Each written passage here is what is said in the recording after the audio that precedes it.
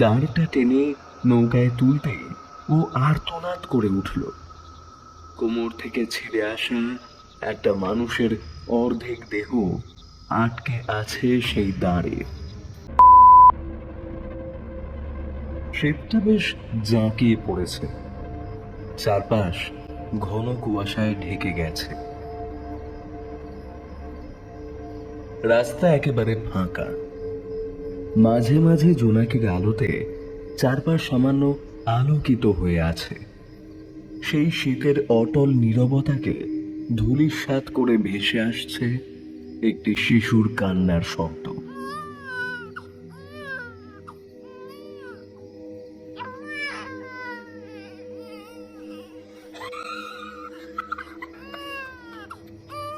শুধু তাই নয়, তার সঙ্গে ভেসে আসছে একটা অদ্ভুত খিলখিলে হাসির শব্দ। কুয়াশা কাটতেই হালকা চাঁদের আলোয় দেখা গেল শব্দদ্বয়ের উৎসস্থল। আলুথালু বেশে এক মহিলা পা ঘষে ঘষে হাঁটছে।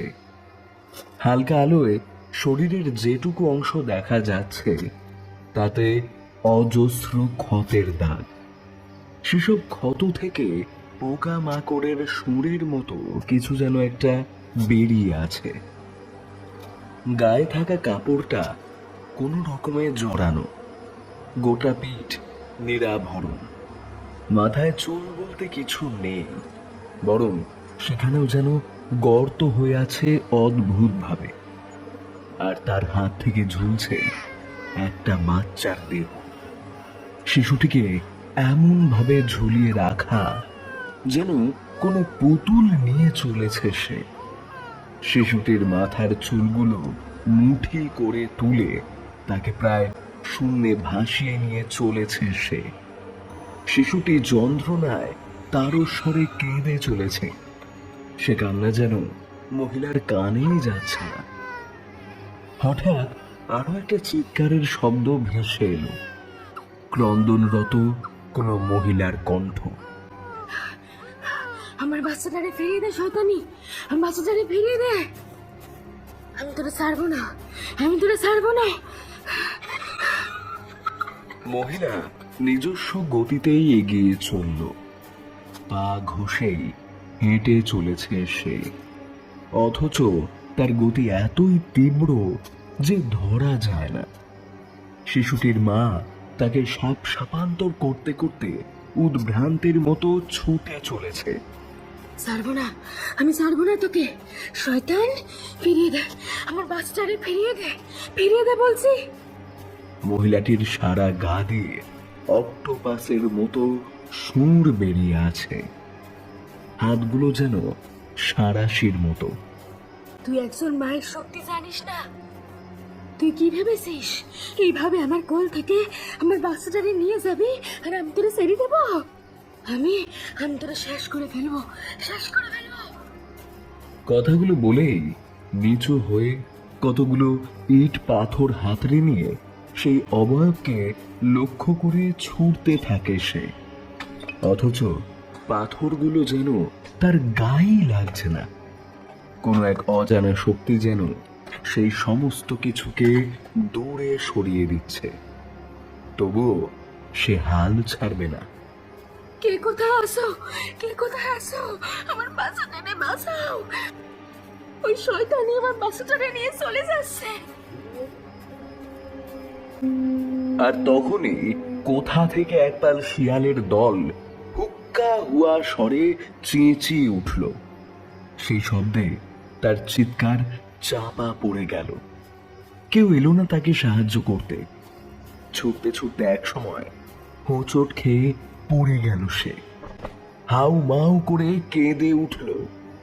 দোহাই, দোহাই তোমার, ওরে ছেড়ে দাও, ও ছাড়া যে আমার কেউ নেই। তুমি তুমি আমার প্রাণ নিয়ে নাও, ওরে ছেড়ে দাও, ওরে ছেড়ে দাও। বলতে বলতে আবারও উঠে পায়ের অসহ্য যন্ত্রণা উপেক্ষা করে উদ্ভ্রান্তের মতো ছুটতে লাগলো সীমা। সামনের মহিলাটি ক্রমশ কুয়াশার আড়ালে যেন মিলিয়ে গেল। সীমা উদ্ভ্রান্ত হয়ে পড়ল। কান্নার শব্দ। ওই কান্নার শব্দ লক্ষ্য করে এগোনো ছাড়া আর কোনো গতি নেই। কিন্তু এবার সে কান্না থেমে গেল। কুয়াশা আর অন্ধকারের মধ্যে দিগ্ভ্রান্ত সীমার সমস্ত শক্তি যেন চুরমার হয়ে গেল সন্তান শোকে। আমার ছেলে, আমার দুধের বাচ্চা, ওরে আমার কাছে ফিরিয়ে দাও ঠাকুর। আমি কি অন্যায় করেছি ঠাকুর? আমার বাচ্চাটা ফিরিয়ে দাও, ফিরিয়ে দাও ওরে। উদ্ভ্রান্তের মতো ঘুরতে ঘুরতে হঠাৎ থেমে গেল সে। অদূরে একজোড়া লাল চোখ গনগনে দৃষ্টিতে তার দিকে তাকিয়ে আছে। সীমা আঁতকে উঠল। আচমকা একটা আন্দোলন যেন দেখা গেল জঙ্গলের ভিতরে। শো শো হাওয়ায় যেন অকাল বৈশাখী। আর প্রায় সঙ্গে সঙ্গে কিছুটা জায়গায় ধক করে আগুন জ্বলে উঠল।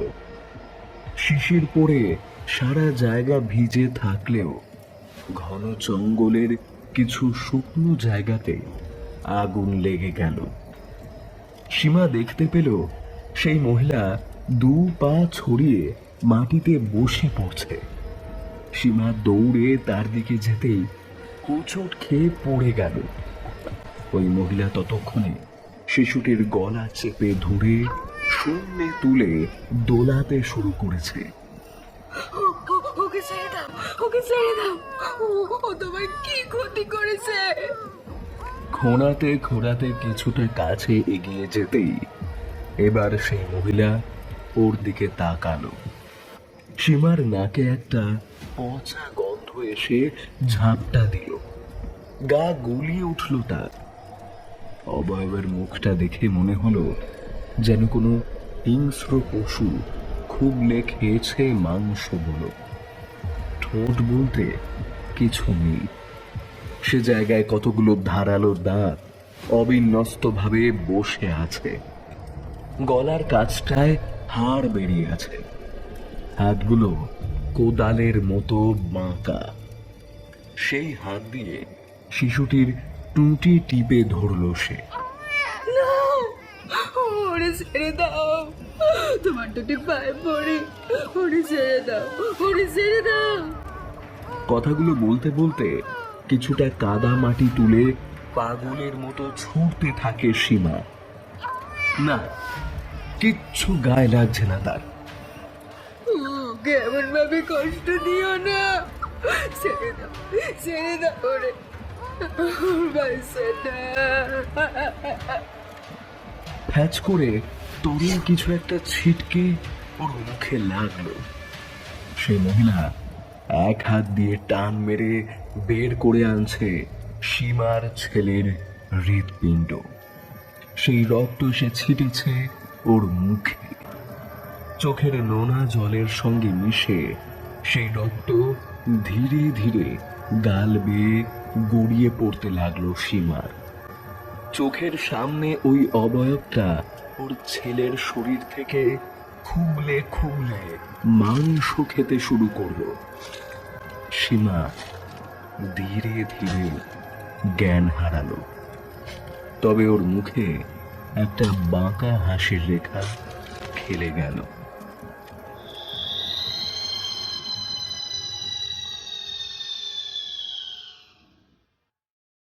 হে রতন, কি রে, এখনো ঘুমোচ্ছিস নাকি? হেলবেতিছে না। আরে এই রতন, উঠলি রে? মরণ দশা, যেন কাকের পাড়া উঠে এসে বসেছে। গলা খানা কি, উফ, চালিয়ে খেলো একেবারে। আরে এই কাক ভরে এসে চিৎকার করছিস কেন রে? হ্যাঁ, কাজ কাম নেই নাকি? ও হরি, কি বলে শোনো, বলি তোর কি সব ভুলে যাবার রোগ হয়েছে নাকি রে? কি বলেছি? বোঝো কাণ্ড, ওরে, আমাদের আজ ত্রাণ নিয়ে বেরোনোর কথা তো। গোপাল আর সমর্থ অপেক্ষা করছে কখন থেকে। আরে তা বলে এই কাক ভরে? তা নয় তো কি, সব বোঝাতে হবে তারপর তো যাব। তাছাড়া এই অজানা মরক থেকে তো নিজেদেরকে বাঁচাতেই হবে। আগে এখানকার আক্রান্তদের উদ্ধার করে চিকিৎসার জন্য স্কুল বাড়িতে পাঠাতে হবে, তারপর বেরোনো।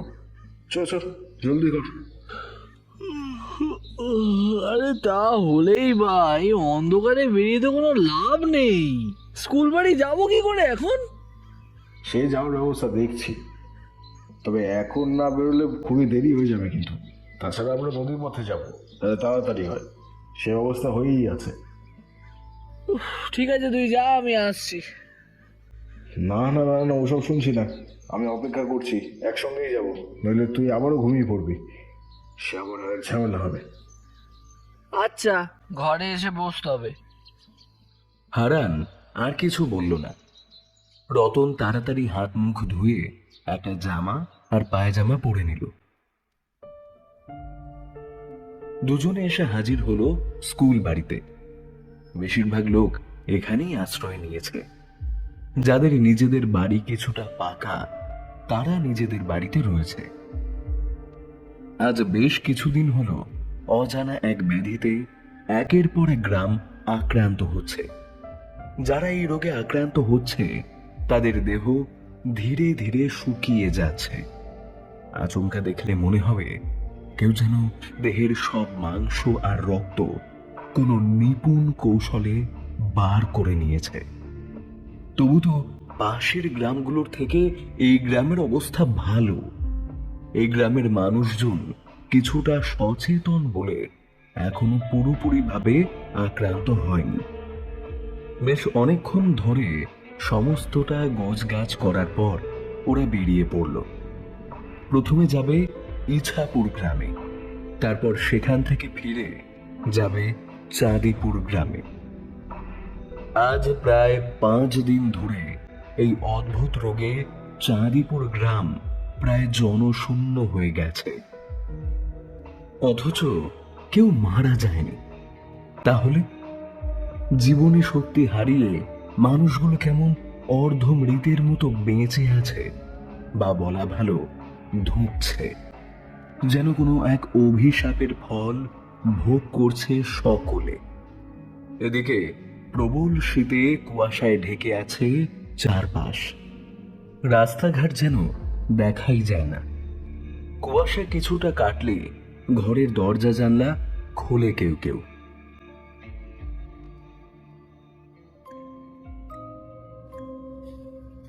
এমনই অবস্থার এক রাতেই অন্ধকার ভেদ করে লাঠিতে ভর দিয়ে হেঁটে চলেছে এক ছায়ামূর্তি। হাঁটতে হাঁটতে হঠাৎ একটা বাড়ির সামনে থমকে দাঁড়ালো সে। একটা বাচ্চার হাসির শব্দ ভেসে আসছে। বাড়িটার জানালা দিয়ে উঁকি দিতে আধো আলো আধো অন্ধকারে বাচ্চাটাকে দেখতে পেল সে। বাচ্চাটাও যেন তাকেই দেখছে। একটা হাসি খেলে গেল সেই ছায়ামূর্তির ঠোঁটের কোণে। ধীরে ধীরে বাড়িটার আধ বোঝা দরজা ঠেলে ভেতরে ঢুকে গেল সে। আশেপাশে কোথাও কেউ নেই। বাচ্চাটি নিজের দোলনাতে শুয়ে আপন মনে হাসছে আর খেলছে। মূর্তিটি আর কিছু না ভেবে বাচ্চাটাকে কোলে তুলে নিল, তারপর সেখান থেকে বেরিয়ে গেল। বাচ্চাটির মা তখনই ঘরে ঢোকে। অচেনা লোক দেখে ঘাবড়ে গিয়ে সে বলে ওঠে, এই, কে তুমি? আমার বাচ্চাকে কোথায় নিয়ে যাচ্ছ? এই দাঁড়াও! আরে কে রে? সাড়া দাও না কেন? আরে আরে, যাচ্ছ কোথায়? এই, আমার বাচ্চাকে ছেড়ে দে শয়তান, ছেড়ে দে বলছি। মালতীর কথায় কোনো ভ্রুক্ষেপ না করে সেই ছায়ামূর্তি চলে যেতে থাকে। মালতী দৌড়ে ধরতে যায় তাকে। দৌড়ে কিছুটা এগিয়েছে কি এগোয়নি, ছায়ামূর্তি যেন ভ্যানিশ হয়ে গেল মালতীর চোখের সামনে থেকে। নিজের চোখকে প্রথমে বিশ্বাসই করতে পারল না মালতী। কিংকর্তব্য বিমূঢ় হয়ে সে কিছুক্ষণ দাঁড়িয়ে থাকে হাঁ করে। তারপর চিৎকার করে লোক জড়ো করার চেষ্টা করে। ওগো শুনছো, আমার মেয়েকে ওই মহিলা তুলে নিয়ে গেল গো।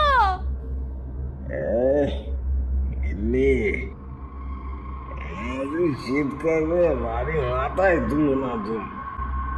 চিৎকার করছি, বলি কানে কালা নাকি? ওই ডাইনি আমাদের মেয়েটাকে তুলে নিয়ে গেল আর আমি বাড়ি মাথায় তুলছি? বলি ওটা তো তোমারও মেয়ে, তোমার কোনো হেলদোল নেই? না না নেই, খারাপ করে দিলে। জড়ানো গলায় কথাগুলো বলে আকণ্ঠ মদে ডুবে থাকা রজত রাগে গজগজ করতে করতে বেরিয়ে গেল। মালতী স্তম্ভিত হয়ে গেল।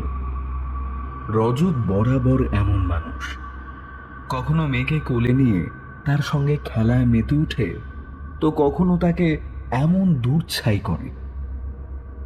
মালতী নিজেই মেয়েকে খুঁজতে বেরোলো। মড়ুকের জন্য গ্রামের অর্ধেকের বেশি লোক ঘরবন্দি। যাদের বাড়িতে এখনো মড়ক ঢোকেনি তারাও ভয়ে দিন কাটাচ্ছে। কবে শিরো এসে তাদের ঘরেও হানা দেয়। মালতী হাতে লণ্ঠন আর লাঠি নিয়ে খুব সাবধানে হাঁটতে থাকে। ধীরে ধীরে সে জঙ্গলের দিকে এগিয়ে যায়। হঠাৎ সেখান থেকে একটা গুনগুন গানের আওয়াজ পেয়ে সে সতর্ক হয়ে যায়। খুব সাবধানে এদিক ওদিক দেখে ধীরে ধীরে সেই গানের শব্দ অনুসরণ করে এগিয়ে যেতে লাগলো। বেশ কিছুটা যাবার পর সে দেখল এক মহিলা উবু হয়ে বসে আছে। একটা কাপড় কোনো রকমে তার শরীরে জড়ানো। হঠাৎই দেখলে মনে হবে যেন কোনো মোড়া গাছের গায়ে কাপড় জড়ানো। লণ্ঠনের আলোটা কিছুটা কমিয়ে নিয়ে চুপি সারে এগিয়ে গেল সে আরো কাছে। তারপর লণ্ঠনটা নামিয়ে রেখে হাতে থাকা লাঠিটা শক্ত করে ধরে সে।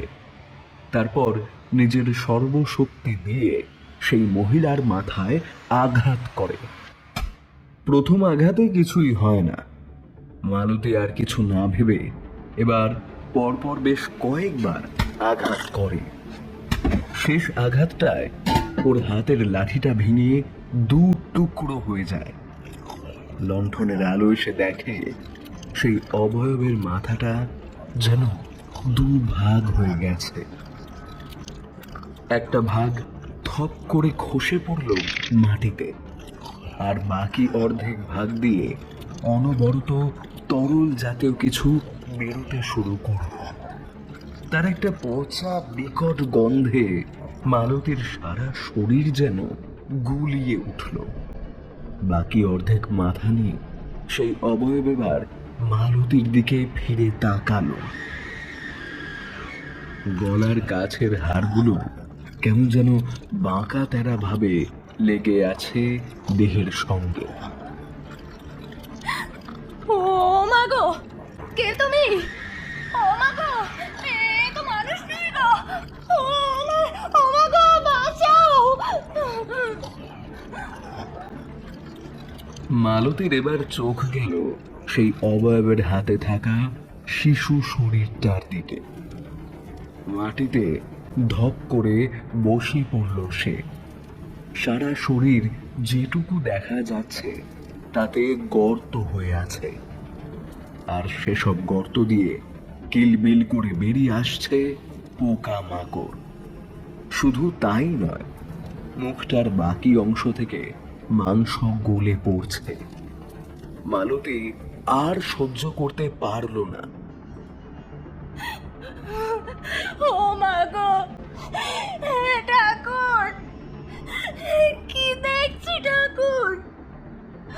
আমার মেয়েকে ছেড়ে দে পিশাচ, এর ফল ভালো হবে না রে শয়তান।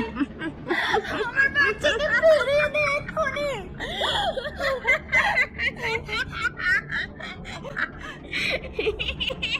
উল্টে খিলখিল করে হাসতে শুরু করলো সেই ভয়াবহ অবয়ব। মালতী উপায় না পেয়ে পাশে থাকা লণ্ঠনটা তুলে নিয়ে ছুঁড়ে মারল। কিছুই হলো না।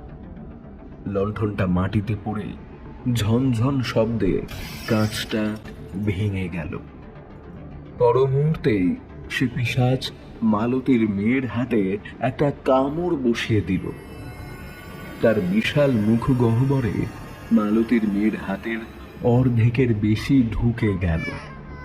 বাচ্চাটা কেঁদে উঠল। আমার মেয়েকে ছেড়ে দে শয়তান, ছাড় বলছি। মালতী নিজের সর্বশক্তি দিয়ে ওই মহিলার গায়ে কিল ঘুষি মারতে শুরু করলো। কোনো কিছুতেই গায়ে আঁচড়টাও লাগছে না। মনে হচ্ছে যেন কোনো লৌহ মানব ওর সামনে বসে আছে। সেই অবয়ব তার লম্বা বাঁকানো নখ দিয়ে শিশুটির মুখ আঁচড়াতে শুরু করলো। বিভৎসতা মালতীর সহ্যের সীমা ভেঙে দেয়। মালতী জ্ঞান হারায়।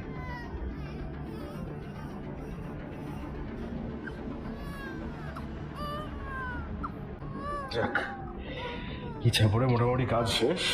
এবার কাল সকাল হলে আমরা রওনা দেবো এই চাঁদিপুরের দিকে। ঠিক রতন? এই মোড়কগুলো যে কোত্থেকে এলো বলতো হারান? মানুষগুলোর অবস্থা দেখেছিস? হ্যাঁ রে, কয়েকজনের মুখে একটা জিনিস শুনলাম, এ নাকি ওই চাঁদিপুরের কোনো একটা অভিশাপ। এসব কি হয় রে? ওসব বাজে কথা ছাড়তো।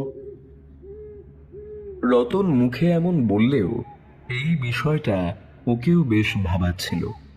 তবে গোপাল একপাশে চুপ করে বসেছিল। ওদের সঙ্গে আরো কিছুজন এসেছে। তারা সকলে ক্লান্তিতে ঘুমিয়ে পড়েছে।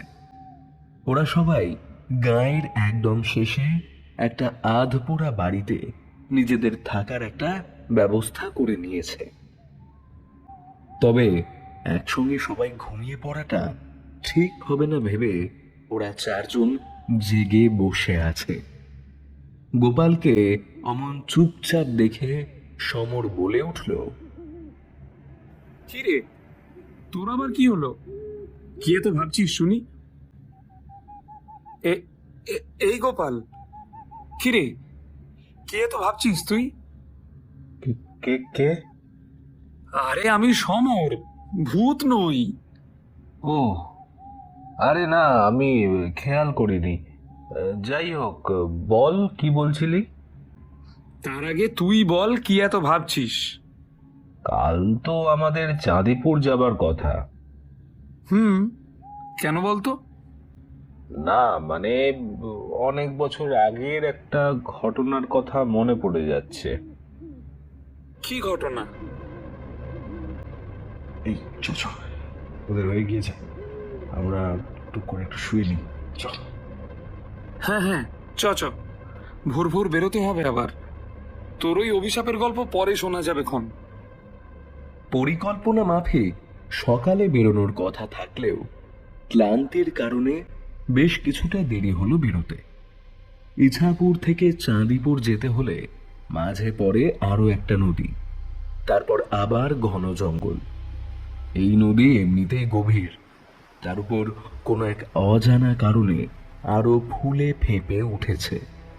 ফলে নৌকা নিয়ে খুব সাবধানে এগোতে শুরু করলো ওরা। আজকের দিনটা ইছাপুরে থেকে গেলেই ভালো হতো। কাল না হয় আরো সকালে বেরোতাম, এ তো যেতে যেতেই বিকেল হয়ে যাবে। গোপাল থাম দেখি, কাল থেকে এইসব বলে যাচ্ছিস। তোর ইচ্ছে না করলে তুই ফিরে যা, তবে আমরা দেরি করতে পারবো না। হারান, তুই আমার কথাটা বুঝতেই চাইছিস না। ওই জায়গাটা নিয়ে অনেক রটনা আছে ভাই। এমন ঘটনা সব জায়গা নিয়েই থাকে বা, এ নিয়ে এত ভাবে চলে না। গোপাল আর কিছু বলল না, রওনা দিল ওরা। সূর্য যখন মাঝ আকাশে আচমকাই ওদের নৌকাটা বাধা পেল কিছু একটাতে। সমর সামনের দিকে দাঁড় বাইছিল। ও চিৎকার করে বলল, নৌকো পাকে পড়লো নাকি রে? এই যে এগুচ্ছেই না। আরে কি যে বলিস, এই এত জলে পাক কি করে আসবে বল দেখি? তাহলে কোথায় আটকালো বলতো নৌকাটা? দাঁড়া দাঁড়া, আমি দেখছি। কথাটা বলে রতন আর সময় নষ্ট না করে গায়ের জামাটা খুলে জলে নেমে পড়ল। তবে জল যা ঘোলা, তাতে যেন কিছুই পরিষ্কার করে দেখা যাচ্ছিল না। রতন জল থেকে মাথা তুলে বার তিনেক জোরে নিঃশ্বাস নিল। তারপর দাঁড়টা দেখে জলে ডুব দিল। বেশ কিছুটা পরে উঠে এসে হাঁপড়ের মতো করে শ্বাস টানতে লাগলো। কিরে, কিছু পেলি? না রে হারান, জল তো পুরো ঘোলা। সবাই নাম জলে, সবাই মিলে দেখি চ। সবাই নেমে পড়লো একে একে। পাঁক নেই, তাহলে আটকালো কিসে? ওরা সাঁতরাতে সাঁতরাতে নৌকাটা ঠেলতে শুরু করলো। গোপাল আরেকবার ভালো করে দেখার জন্য, খোঁজ করার জন্য আবার ডুব দিল।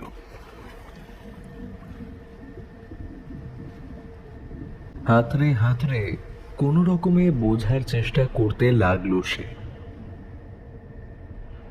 চমকে উঠল গোপাল। হাতে ধরা জিনিসটা ঠিক বিশ্বাস হলো না তার। দেখার চেষ্টা করতে গিয়ে গোপাল স্তম্ভিত হয়ে গেল। অতল অন্ধকার নদীর বুকের থেকে পাহাড়ের মতো উঠে এসেছে মৃতদেহের স্তূপ। সেই পাহাড়ের চূড়ার কয়েকটা মৃতদেহের পাঁজর ভেদ করে নৌকোটা এসেছে তাদের। গোপাল প্রচন্ড ঘাবড়ে গিয়ে দ্রুত উপরে উঠে এলো। গোপাল, তোর কি একটুও বুদ্ধি নেই রে? দেখছিস জল এমনি খোলা, তার মধ্যে তুই আবার ডুব দিয়েছিস। বলি, নৌকাটা তো পাকে আটকে গিয়েছে, এবার তুইও যদি পাকে আটকে যাস, তাহলে আমরা নৌকাটাকে টেনে তুলবো না তোকে টেনে তুলবো? না না হারান, পাক নয়, পাক নয়, মৃতদেহ। বলি, তোর কি মাথা টাথা খারাপ হয়ে গিয়েছে পুরো? না, আমার মাথা ঠিক আছে। আমি যা দেখলাম, আমি তাই বলছি। হাজার হাজার মৃতদেহ। গোপালের কথা শুনে সবাই তারও স্বরে হাসতে শুরু করলো। হঠাৎ করে মুহূর্তে গোটা আকাশটা কালো করে মেঘ করে। সবাই হাঁ করে আকাশের দিকে তাকালো। আকাশে যেন মেঘেদের ঘূর্ণি তৈরি হয়েছে একটা। চারদিক থেকে মেঘ এসে ঢুকছে সেই আবর্তে। সেই আবর্ত বড় হচ্ছে। বড় হতে হতে সেই আবর্ত ক্রমশ একটা করটির আকার নিল। তার চোখগুলো নীল হয়ে জ্বলছে যেন। রমেনরা হাঁ করে তাকিয়ে এখনো।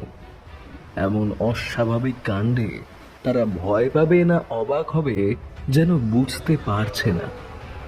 নদী গর্ভের সেই মৃতদেহরা হঠাৎ জল ছাড়িয়ে উঠতে শুরু করলো। গোপালরা নৌকা ছেড়ে সাঁতরে দূরে যেতে চাইল। আকাশ থেকে সেই নরকরটির আবর্ত এবার নেমে আসছে তাদের গিলে খেতে। তার দিগন্ত ব্যাপী মুখাবয়বের ভেতর যেন গোটা নদীটাই ঢুকে যাবে। ঠিক তখনই আকাশ চিরে একটা তীব্র বাজ পড়ল। চারদিক থেকে ফিস ফিস করে কথা বলতে বলতে কতগুলো ছায়ামূর্তি ভেসে আসছে তাদের দিকে। আর সেই আবর্তটা আকাশ থেকে নামতে নামতে তাদের ছুঁয়েই ফেলেছে প্রায়। তখনই ধর্মর করে উঠে বসলো গোপাল। নৌকোর দুলুনিতে চোখ লেগে গেছিল একটু, কিন্তু এ কেমন স্বপ্ন দেখল সে? বুকটা এখনো ধরফর করছে তার। নৌকো চলেছে মৃদুমন্দ গতিতে। রতন, ভালো কথা বলছি, এখনো সময় আছে, ফিরে চল। আমার কিন্তু গতিক একেবারে সুবিধের লাগছে না। গোপাল, তোকে আমি তখনও বলেছি, আবারও বলছি, চাইলে তুই ফিরে যেতে পারিস, কিন্তু আমাদের বাধা দিস না। গোপাল অগত্যা চুপ করে গেল। এখন সে নিজেই বা ফিরবে কি করে? যা থাকে কপালে। সূর্য যে ডুবতে এলো ভাই লোক, হাত চালাও, জলদি বাইতে হবে তো নাকি? হ্যাঁ হ্যাঁ, নেড়ে চল চল। অবশেষে ওদের নৌকা এসে ভিড়ল চাঁদিপুরের ঘাটে। নৌকাটাকে ঘাটের কাছে থাকা একটা বট গাছের সঙ্গে শক্ত করে বেঁধে ওরা সকলে যখন ঘাটে নামলো, তখন ওরা প্রত্যেকেই চমকে উঠল। গোপালের মুখ থমথমে। ঘাটের চারপাশে বেশ কিছু মৃতদেহ পড়ে আছে, কোনো কোনোটা আবার পচতে শুরু করেছে। মা গো, শেয়াল শকুনে যে ভরে গেছে জায়গাটা। কি মাছি রে বাবা, উফ। গন্ধে আর টেকা যাচ্ছে না রে, চল জলদি এখান থেকে। শিয়াল শকুনগুলো যেন আমাদের দেখতেই পাচ্ছে না, দেখ। আরে এত বাজে অবস্থা কি করে হলো? এ তো হওয়ারই ছিল। 5টা গ্রামের মধ্যে এটাই তো সবচেয়ে নিচু, তার উপর আবার নদীর এত কাছে। কিন্তু একটা কথা বল, বাকিরা কি কোনো ব্যবস্থা নেয়নি? জল তো নামতে শুরু করেছে ধীরে ধীরে। ভাই, যারা বেঁচে আছে তারা নিজেদের কথা না ভেবে এদের নিয়ে ভাববে। সমর, বল। তাকা। গোপালের দৃষ্টি অনুসরণ করে সামনে তাকাতেই সমরের মুখ দিয়ে একটা আর্তনাদ বেরিয়ে এলো। এতক্ষণ ধরে শিয়াল আর শকুনের দলকে স্বাভাবিক লাগলেও এখন যেন ধীরে ধীরে ওদের আকার বেড়ে চলেছে ক্রমাগত। সঙ্গে দেহগুলো যেন নড়ছে, তাদের মুখ দিয়ে বেরিয়ে আসছে অস্পষ্ট গোঙানি। সমর আর গোপাল খুব ভালো করে শোনার চেষ্টা করলো। কোনো অসুস্থ মানুষ যেমন ঘোরের মাঝে বিড়বিড় করে, ঠিক তেমনটা যেন এখনো তাদের মধ্যে প্রাণ আছে। শিয়ালগুলো আচমকা ডাকতে শুরু করে দিল। এখানে বেশিক্ষণ থাকা ঠিক হবে না, তাড়াতাড়ি গায়ের ভিতরে চ, তারপর না হয় লোকজনের সঙ্গে কথা বলে এদের সৎকার ব্যবস্থা করবো। সৎকার? এরা সকলে জীবিত, আর তুই এদের সৎকার করবি? আরে এসব কি বলছিস তুই গোপাল? তোর কি মাথা খারাপ হয়ে গেছে? না রতন, আমি ঠিকই বলছি। এরা যদি সত্যি বেঁচে থাকতো তাহলে শিয়াল আর শকুনের দল ওদের এমন করে খেতে পারতো না রে। কথাটা বলে হারান এগিয়ে গেল। ওর পিছনে বাকিরা এগোতে শুরু করলেও সমর আর গোপাল ওখানেই দাঁড়িয়ে রইল। সমর, আমি একটা উদ্ভট স্বপ্ন দেখলাম রে, খুব ভয় করছে। এই লোকগুলো সব বেঁচে আছে, আমি নিশ্চিত। জানি না কেন, কিন্তু আমি জানি, একদম পাক্কা। শোন, আগে ভেতরে চল, তারপর আলোচনা করে দেখা যাবে কি করা যায়। ভয় কিসের, সবাই তো আছি, চল। ওরা এগোতে গিয়েই সমরের চিৎকার, ওর পাটা যেন কেউ টেনে ধরেছে। গোপাল, বাঁচা আমায়, ওরা ওরা জেগে উঠেছে। গোপাল চমকে উঠল। একটা হাত সমরের পা চেপে ধরেছে। ও সমরকে ধরে টানতে শুরু করলো। হাতটা যেন চেপে বসে যাচ্ছে ওর পায়ে। মাংস ভেদ করে ধীরে ধীরে ভেতরে ঢুকে যাচ্ছে আঙুলগুলো। সমর ব্যথায় কোকিয়ে উঠে মাটিতে পড়ে গেল। শ্যাওলা ধরা সেই হাত গোপাল ছাড়াতে চেষ্টা করে পারছে না, এতটাই পিচ্ছিল সেই হাত। একটা অদ্ভুত ফিসফিস উঠে আসছে চারদিক থেকে। সেই শব্দে ওদের দুজনের ঘোর লেগে যাচ্ছিল। সামনে দেখল শিয়ালের দল অদ্ভুতভাবে এগিয়ে আসছে।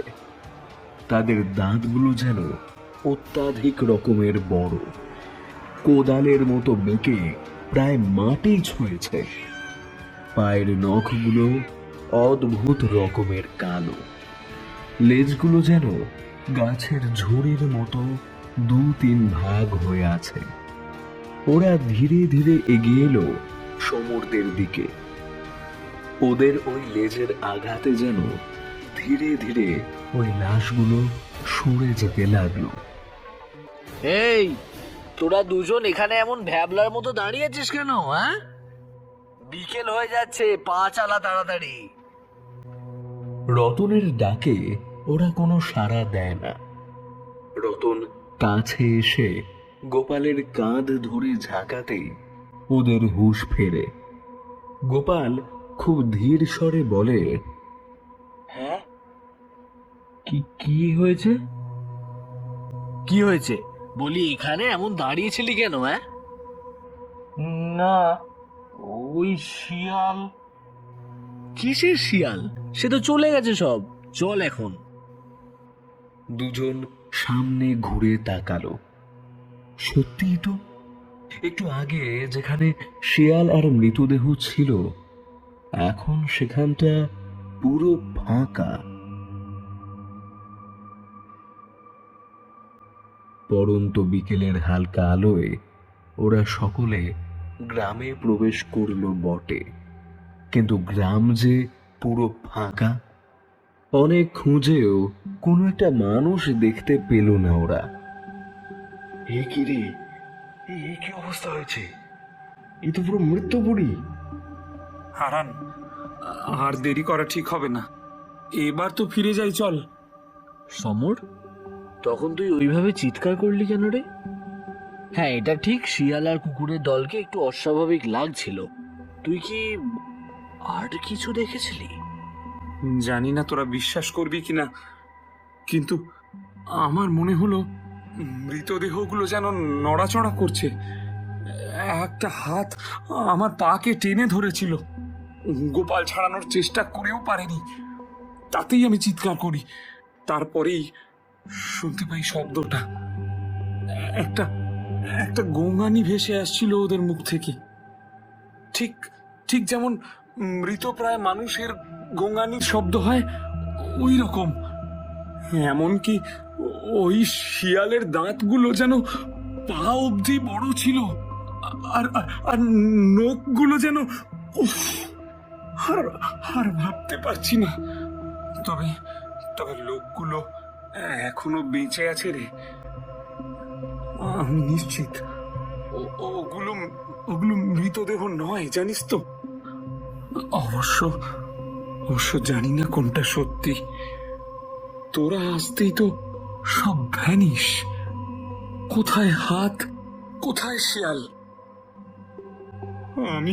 আমি হয় এখানে মারা যাব, নয় নির্ঘাত পাগল হয়ে যাব।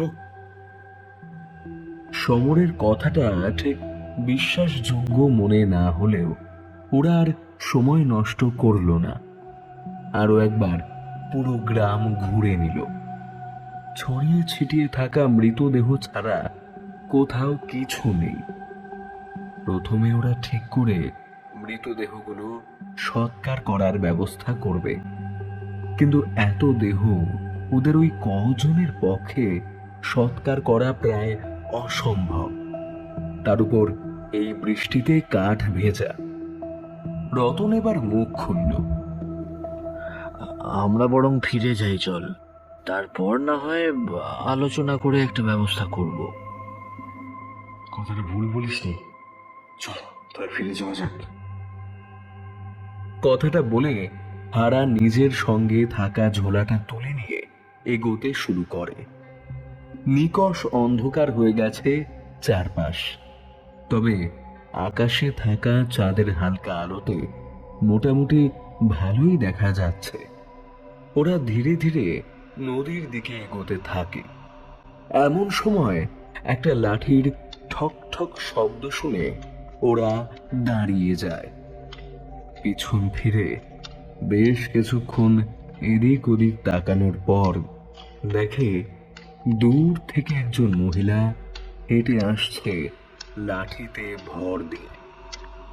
ওরা বেশ অবাক হয়, এতক্ষণ এখানে আছে অথচ কোনো মানুষ তো দেখতে পেল না। তাহলে ইনি কোথা থেকে আসছেন? ওরা এগিয়ে গেল। রতন হাঁক পেড়ে জিজ্ঞেস করলো, বলছি, আপনি কি এই গ্রামের বাসিন্দা? না মানে আমরা এতক্ষণ ধরে এই গ্রামের প্রতিটা জায়গা ঘুরে দেখলাম, অথচ কাউকে দেখতে পেলাম না। আমরা তো ফিরেই যাচ্ছিলাম, আপনার এই লাঠির ঠক ঠক শব্দ শুনে থেমে গেলাম। আগত মহিলা কোনো উত্তর করল না। আচ্ছা, এখানে কি আর কেউ আছে নাকি আপনি একাই? আমরা আসলে ত্রাণ নিয়ে এসেছিলাম। যদি আর কেউ এখানে থাকে তাহলে আমাদের বলুন একটু। আবারও কোনো উত্তর দিল না সেই মহিলা। এটা দেখে হারান বেশ বিরক্ত বোধ করল। তবুও নিজেকে দমিয়ে নিয়ে রতনের কানের কাছে গিয়ে ফিস ফিস করে বলল, কানে কানা নাকি বলতো, কথা বলে না কেন? আরে বুঝতে পারছি না, আমার এমনও হতে পারে হয়তো এমন একটা পরিবেশে থাকতে থাকতে একদম চুপ করে গেছে। একবার এগিয়ে গিয়ে দেখলে ভালো হয় না? এটা ভালো বলেছিস। ফেরার আগে যখন একজনের দেখা পেলাম, তাহলে ওর সঙ্গে কথা বলেই একবার পুরো ব্যাপারটা জেনে নেওয়া ভালো। কথাগুলো বলতে বলতে ওরা এগিয়ে যাচ্ছিল। এমন সময় দূর থেকে বেশ কিছু মানুষের কোলাহল ওদের কানে এলো। চারপাশে তাকিয়ে দেখলো প্রচুর মানুষ ধীর পায়ে ওদের দিকে এগিয়ে আসছে। ওরা ঘাবড়ে গেল। এতক্ষণ ধরে এই গ্রামে ঘুরলো, কাউকেই তো দেখতে পেল না। তাহলে এইটুকু সময়ের মধ্যে এত লোক কোথা থেকে এলো? এতক্ষণই বা এরা কোথায় ছিল? এগিয়ে আসতে আসতে ছায়ামূর্তিগুলো সামান্য দৃশ্যমান হতেই ওদের গা গুলিয়ে উঠল। ছায়ামূর্তিগুলোর কারোর যেন মাথা নেই, কেউ বা একেবারে শুকিয়ে কঙ্কালের মতো দেহ ধারণ করেছে। কারোর আবার বুকের পাঁজর থেকে পেটের নাড়ি ভুঁড়ি অবধি সমস্ত কিছু যেন হিংস্র প্রাণীতে খুবলে খেয়ে নিয়েছে। কারো চোখ, মুখ, গাল বলে কিছু আর অবশিষ্ট নেই। প্রত্যেকেরই শরীরের বিভিন্ন অংশের মাংস খুবলানো। হঠাৎ করে দেখে মনে হচ্ছে যেন মৃতদেহগুলোই জেগে উঠেছে। দেখতে দেখতে চারপাশটা একটা পচা বিদঘুটে গন্ধে ভরে গেল। পিশাচ সমমূর্তিগুলোর সবার মুখ থেকেই সেই গোঙানির শব্দ। সমস্ত গোঙানির শব্দগুলো মিলে একটা গা শিরশিরানি মন্ত্রের মতো শুনতে লাগছে যেন। ধীরে ধীরে মূর্তিগুলো ওদের চারজনকে ঘিরে ধরল। তারপর এক সুরে বলতে শুরু করলো, তোরা বুঝি খাবার নিয়ে এসেছিস? হ্যাঁ, দুটো খেতে দে না রে বাবু। কদিন ধরে কোনো দানা পানি পেটে পড়েনি। দুটো খাবার দে না, শরীর শুকিয়ে যাচ্ছে। অথচ এই অনামুখ শকুন আর শিয়ালের দল শরীর থেকে খাবার খুবলে খুবলে নিজেদের খাবার ঠিক জোগাড় করে নিচ্ছে। কথাগুলো শুনে ওদের শরীরের লোম খাড়া হয়ে গেল। কিন্তু না, কোনো পৈশাচিক হিংস্রতা তো নেই এদের মধ্যে। বরং ওদের ওই করুণ আর্তনাদ আর হাহাকার যেন ওদের বুকে গিয়ে লাগলো। এগুলো সত্যি তাহলে মানুষ, সত্যিকারের জীবিত সত্তা? তোরা যা বলবি তাই করবো। দুটো খেতে দে না রে, হ্যাঁ দে না। কুকুর বিড়াল পর্যন্ত খাবার না পেয়ে আমাদের চিংড়ে শরীরগুলো ছিঁড়ে ছিঁড়ে খাচ্ছে। এই হাহাকারের মাঝে দূর থেকে ভেসে আসতে লাগলো শিয়ালের ডাক। ওই মানুষগুলো ধীরে ধীরে এগিয়ে আসছে আরো। কি হলো? খাবার দে, খিদে পেয়েছে। খাবার দিলে, দুটো খাবার দে। ওরা বুঝতে পারে না কি করবে।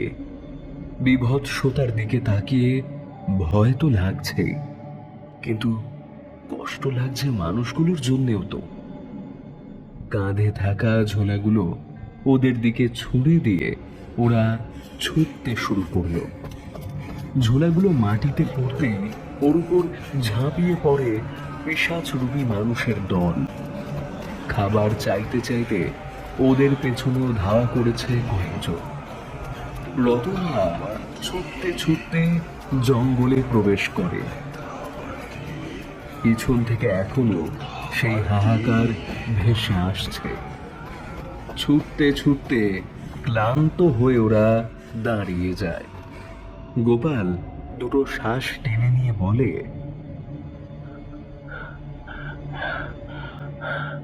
বলছিলাম ফিরে চল, গেলি না। এখন কি করব? জানি না, কিচ্ছু বুঝতে পারছি না। এসব কি? হারান কথাটা শেষ করতে পারল না। তার আগে অজস্র ছায়ামূর্তি আবারও তাদের ঘিরে ধরল। তাদের চোখগুলো যেন ভাটার মতো জ্বলছে। খাবার দে, খাবার দে। খিদের জ্বালা যে বড় জ্বালা। খেতে দে, আরে তোরা খেতে দে, নাহলে তোদের খাও। দে, দে। কথাগুলো বলতে বলতে ওরা এগোতে থাকলো। রতনরা হাতের কাছে থাকা গাছের ডাল, পাথর সব ছুঁড়তে শুরু করলো। সেই সব ডালপালা, পাথর তাদের গায়ে লাগছে, মুখে লাগছে, চামড়া কেটে যাচ্ছে, চোখে গেঁথে যাচ্ছে। তবু নির্বিকার ভাবে তারা এগিয়ে আসছে ক্রমশ। খুব সামনাসামনি আসতেই রতনরা লাঠি ঘুষি চালাতে শুরু করলো। তার ধাক্কায় একজন দুজন পড়েও গেল। সেই পড়ে যাওয়া শরীর মারিয়ে বাকি দেহগুলো এগিয়ে আসতেই থাকলো। সামান্য চারজন আর কতক্ষণই বা প্রতিরোধ ধরে রাখবে? ক্রমশ সেই ভিড়ের তলায় ওরা চারজন চাপা পড়তে থাকলো। মূর্তিগুলো ওদের হাত ধরে, পা ধরে প্রবল জোরে টানতে থাকলো, আঁচড়াতে থাকলো। রতনরা তখন তারও স্বরে চিৎকার করছে আর মনে মনে ঈশ্বরকে ডেকে চলেছে। এমন সময় আবারও সেই লাঠির ঠক ঠক শব্দ শুনতে পেল ওরা।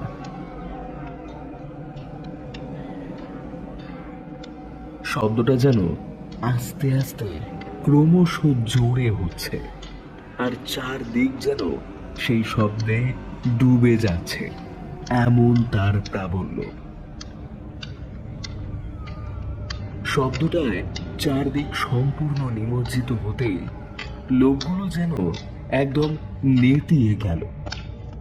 রতনদের গা থেকে সমস্ত হাত সরে তো নয়, যেন খসে পড়ছে। ক্রমে সেই মূর্তিগুলো দুপাশে সরে গিয়ে যেন কারুর আসার রাস্তা করে দিল। তারা সরে যেতেই রতনরা দেখল সেই বয়স্ক মহিলা যাকে ওরা একটু আগে দেখতে পেয়েছিল। চলে যা এখান থেকে, অনামুখর দল, দূর হয়ে যা। সে না হয় যাচ্ছি, কিন্তু তুমি কে? আর এরাই বা কারা? হারানের এই প্রশ্নে অট্টহাসি করে উঠল সেই বুড়ি। তারপর বলল,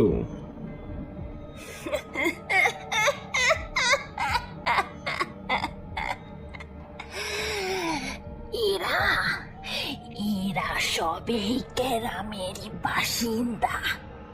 এক ভয়ানক অভিশাপে আজ বাধ্য হয়ে নিজেদের এভাবে ওই শিয়াল শকুনের হাতে তুলে দিয়েছে।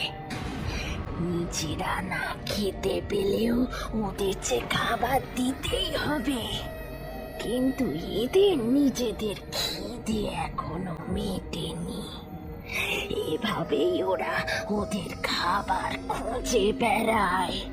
তোরা চলে যায় এখান থেকে। আর তুমি কে? আমি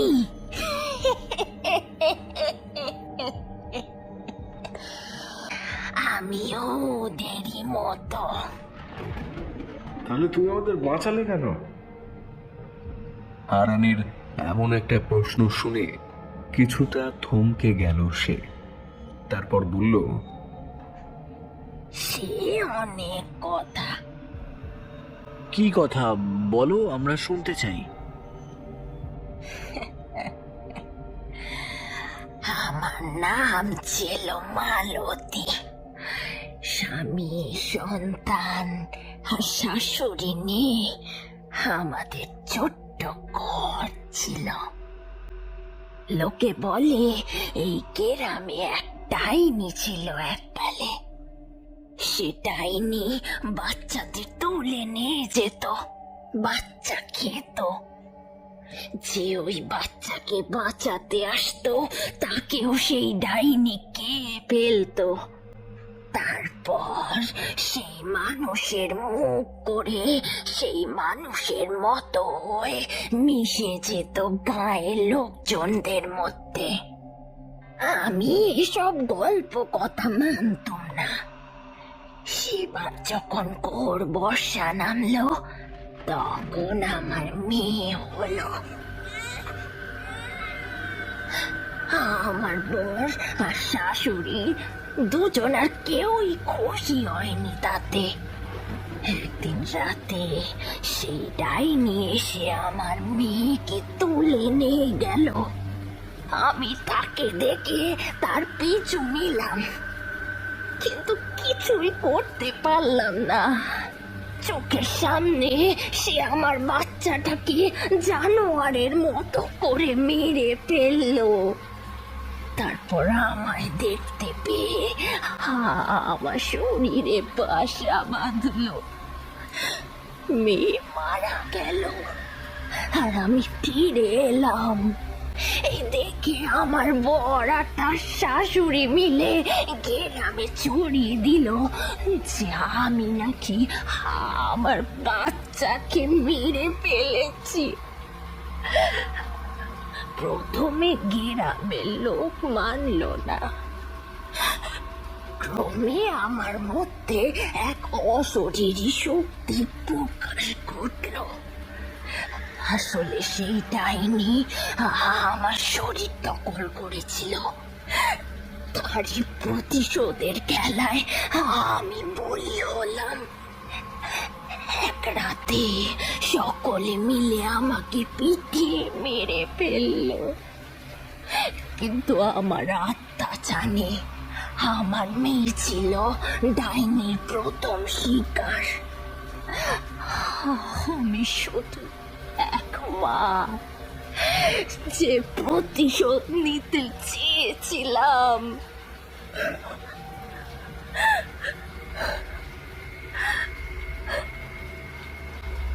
কথাগুলো বলতে বলতে নীরবে কেঁদে উঠল সেই মহিলা।